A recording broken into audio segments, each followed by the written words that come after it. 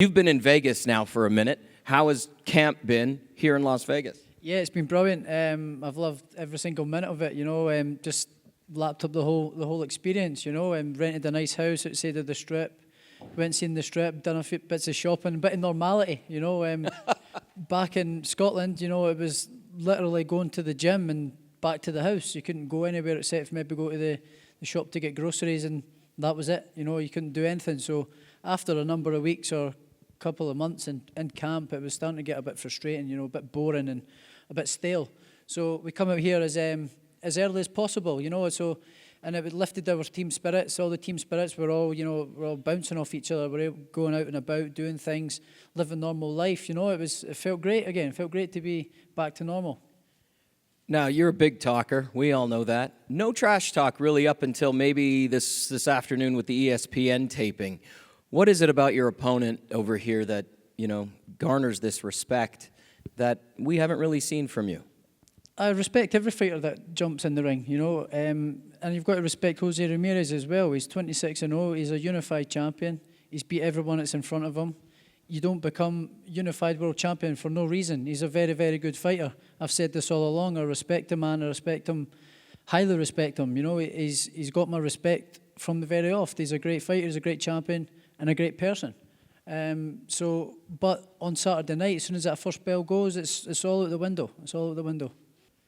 To be quite honest, this is the biggest fight in my career. So I'm always gonna, for this fight, I was very motivated to train like the underdog, even if I was the favorite. But that doesn't matter. The odds makers, people's opinions, they ain't gonna help me. That's not gonna help. They're not gonna help Josh. And I'm just grateful for this opportunity. It's quite an honor. It's an honor for me to be facing a guy like Josh. Being a part of this great event, one of the most exciting fights of the year. So I'm just happy. Up to this fight, through camp, what have you learned about Josh that you didn't know possibly before? Well, I've always known he's been, he's a great fighter, and he's very prideful with his country, and I respect that. He has a lot of pride in his people and where he comes from, and that's the way a champion should be. I don't expect anything less from Josh, or for any great champion out there. To your hometown. Yeah, this fight means the world to me. It speaks for itself. You've just said it there. To be the first person in the four-belt era in Scotland and from the UK, it's a massive, massive piece of history. In a sense, it puts my name in the legacy books, in the history books, as one of Scotland's best ever fighters. And, it's a real honour and motivation for me to do this. I'm in this game to be the best and fight the best and leave my name and history in the mark in boxing, So this is why I've trained so hard for this fight. I've been away from home for about 6 months in this fight. I've dedicated my whole life, adult life, to the sport for this moment in time. So I'm so confident leading up to this fight. It's just unbelievable. I know I've done everything right and to the best of my abilities. So I can't wait to get in there. And not only for myself, it's a massive fight. It's a massive fight for Jose as well. He's got the opportunity to become the first American and Mexican to do it as well and create history as well. So it's a massive fight for the two of us, and it's a great fight for boxing. This fight, it's a real pure boxing fight, and it's a great matchup. At what point in your career did you take notice of Jose and understand that, hey, I'm going to have to go through this guy eventually? He's been on the radar for quite some time. I've known of him for a while. He's a good fighter. He's been making waves and doing well. So I've known of him for a while. When it started becoming sort of the next sort of opponent was after the Postal fight. Because I then become the #1 challenger for the WBC. But then the tournament, the WBSS, came around and decided to go into that. We could have possibly crossed paths there, but Jose decided not to go in it, and we could have already decided who is the best. Yeah, this was a perfect training camp as compared to the ones last year. It's just a lot of frustration. The way I train really hard. So when I put almost a whole year of training. You know, that's a lot of wear and tear to my body. You know, I only know how to go one pace. You know, I respect the sport of boxing so much that every session I want to make sure I do my best and I be better.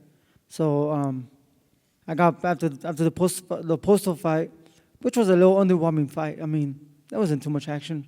You know, I was never hurt. He was never in control. There was very little bit of action. It was a very underwhelming fight. Every time I landed, he was respecting me, and you know, I think my problem in that fight was just my lack of activity. You know, just not throwing that many punches, but or putting the pressure that I usually do. But it was just based on just being, you know, tired mentally and physically.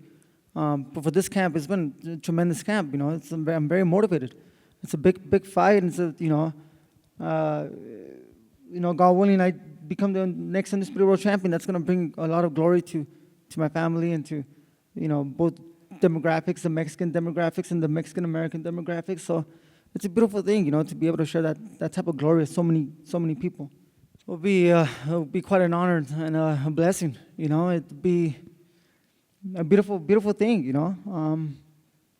To be honest, I'm so focused on the fight that I'm just thinking about today and tomorrow, and then, you know, making weight, and then you know, feeding my body the proper nutrients to feel strong on Saturday and just go out there and perform, you know. But I'm definitely enjoying every single moment of this experience, and this is something I could always speak to my kids about, you know, my kids and my kids' kids, and, you know, it's part of my legacy. His question was, if you win on Saturday, would you consider yourself the pound-for-pound best? No, I wouldn't think so.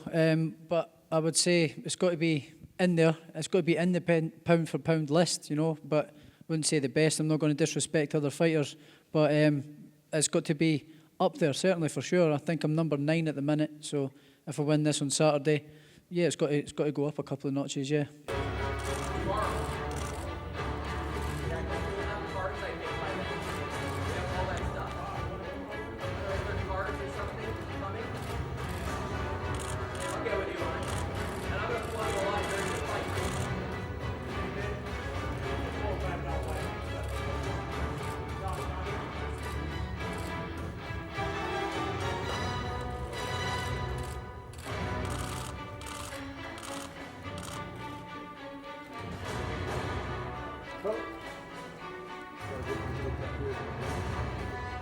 Come on, Josh! Come on, Sean!